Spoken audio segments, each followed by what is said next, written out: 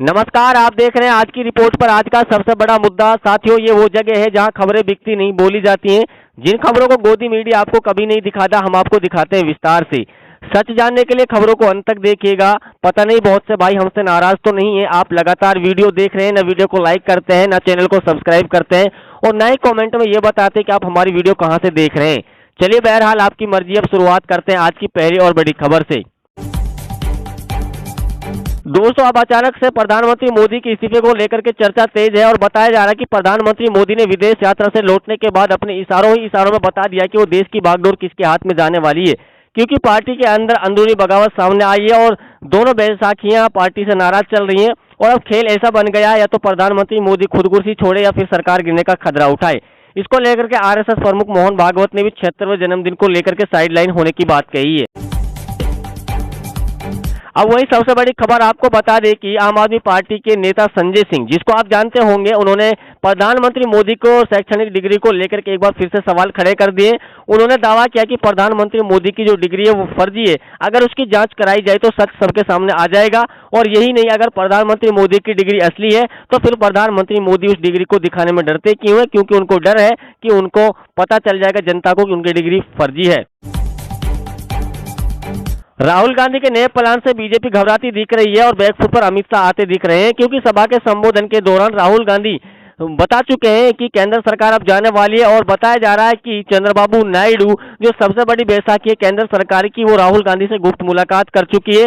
और अब खेल ऐसा बन गया कि अगर चंद्रबाबू नायडू बीजेपी से नाता तोड़ देते हैं और कांग्रेस को हाथ मिला लेते हो तो केंद्र सरकार बैकफुट पर आ जाएगी और सरकार कांग्रेस की बन जाएगी। शुभेंदु सरकार ने 180 दिन के लिए मांगी सीआरपीएफ घुसपैठियों के लिए कड़े आदेश। 500 कंपनियां, गृह मंत्रालय ने 31 जून तक दी मंजूरी। बंगाल में कानून व्यवस्था बनाए रखने के लिए शुभेंदु अधिकारी की सरकार ने गृह मंत्रालय से सीपीएफ की 500 कंपनियां राज्य में बनाए रखने की मांग कर दी है। राज्य सरकार ने अक्टूबर तक केंद्रीय बलों की तैनाती की मांग की थी, लेकिन गृह मंत्रालय ने 31 जून तक इसकी मंजूरी दी। दोस्तों, अगर आप भी एक गैस उपभोक्ता हैं तो 30 जून तक बायोमेट्रिक सत्यापन नहीं कराए तो आपको भी बंद हो जाएगी गैस सब्सिडी।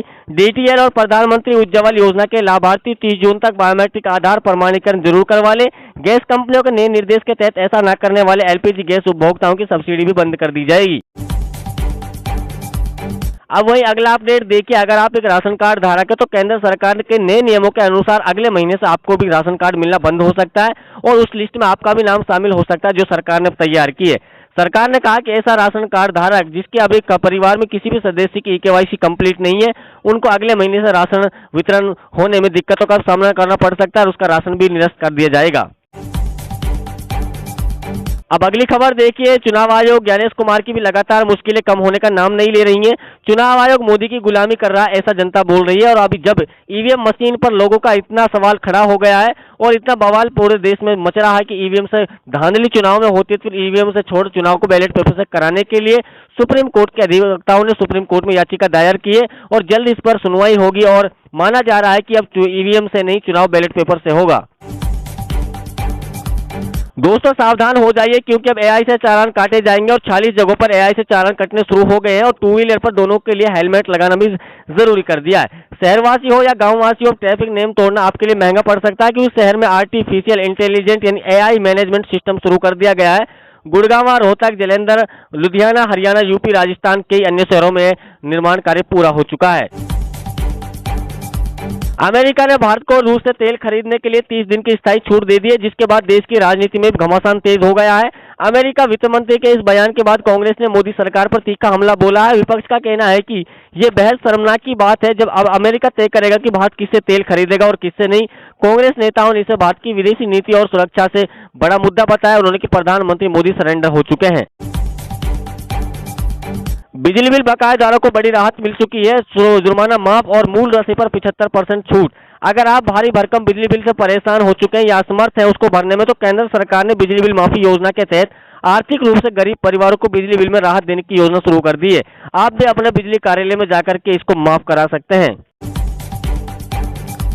ईवीएम मशीन में कुछ तो गड़बड़ है, इसको लेकर के भी सवाल खड़े हो गए हैं। राहुल गांधी के शब्द सच्चे हो सकते हैं, लेकिन वोट चोरी के आरोप पर बोले सैम त्रिपोदा। उन्होंने कहा कि राहुल गांधी जो चुनाव आयोग पर वोट चोरी और ईवीएम गड़बड़ी का आरोप लगा रहा है वो बिल्कुल सही है, लेकिन राहुल गांधी इस लड़ाई में अकेले पड़ रहे हैं। उनके साथ अन्य दलों को भी सहायता करनी चाहिए और जनता को भी इसमें पूरा समर्थन करना चाहिए, वोट डालते समय और वोट बनवाते समय।